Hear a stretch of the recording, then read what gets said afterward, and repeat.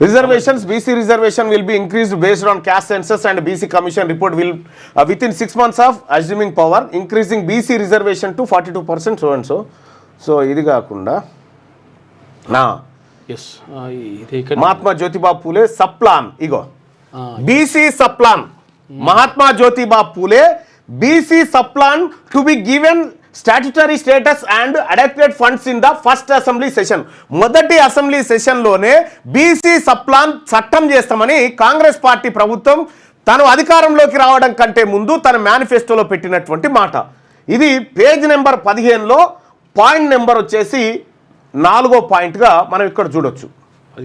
15 ఇక్కడ దీంతో పాటు కాంగ్రెస్ పార్టీ మేనిఫెస్టో బీసీ సప్లాన్కు సంబంధించి మేము మొదటి అసెంబ్లీ సమావేశంలోనే చట్టం చేస్తాము. తద్వారా ఆ చట్టమే కాదు, ఇంకా బీసీలకు మొదటి అసెంబ్లీ మొదటి బడ్జెట్లోనే 20,000 కోట్ల రూపాయల బడ్జెట్ పెడతాము. తద్వారా రాబోయే 5 ఏళ్లలో 1,00,000 కోట్ల బడ్జెట్ పెడతామని చెప్పి ఇక్కడ బీసీ వెల్ఫేర్ కోసం గవర్నమెంట్ హామీ ఇచ్చింది. అంటే కాంగ్రెస్ పార్టీ ఇది ఇయ్యలే 20,000 కోట్లు పెడతామని 9,000 కోట్లు పెట్టిరు. ఈయన బీసీ సప్లాన్ తెస్తామని ఉన్న నిధులు ఖర్చు చేయలే. ఇప్పుడు బీసీలకు బీసీ సప్లాన్ వస్తే ఈ నిధులు క్యారీ ఫార్వర్డ్ అవుతాయి. ఖర్చు చేయకుండా వదిలేసినటువంటి నిధులు క్యారీ ఫార్వర్డ్ అవుతాయి. బీసీ ఇప్పుడు ఎస్సీ ఎస్టీలకు సంబంధించి వాళ్ళ నాయకత్వం ఉంది కాబట్టి వాళ్ళు చేయగలిగారు. మన నాయకత్వం ఏది? మన నాయకత్వం ఎంతసేపు ఉన్నా మన నాయకులు పోయి ముఖ్యమంత్రి రేవంత్ రెడ్డికి భజన చేసుడు, డప్పు కొట్టుడు, డోలు కొట్టుడు, పాలాభిషేకాలు చేసుడు, ఇదే కదా. ఇలా కేవెరకా లొటపీసు.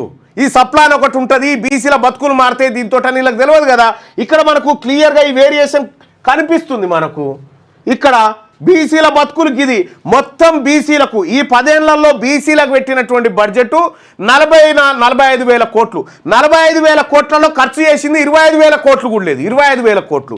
అదే ఎస్సీలకు వచ్చేసి 2,11,000 కోట్ల రూపాయల బడ్జెట్ పెట్టి 1,79,000 కోట్లు ఖర్చు పెట్టారు. ఎస్టీలకు వచ్చేసి 1,08,000 కోట్లు పెట్టి 90,056 కోట్ల రూపాయలు ఖర్చు పెట్టిరు. 84% నిధులు వీళ్ళ కోసం ఖర్చు పెట్టిరు. వీళ్ళ కోసం కూడా దాదాపుగా వీళ్ళకి కేటాయించిన బడ్జెట్లో 80 పైన ఖర్చు చేసిరు. మరి మనది ఎవడు అడగాలి?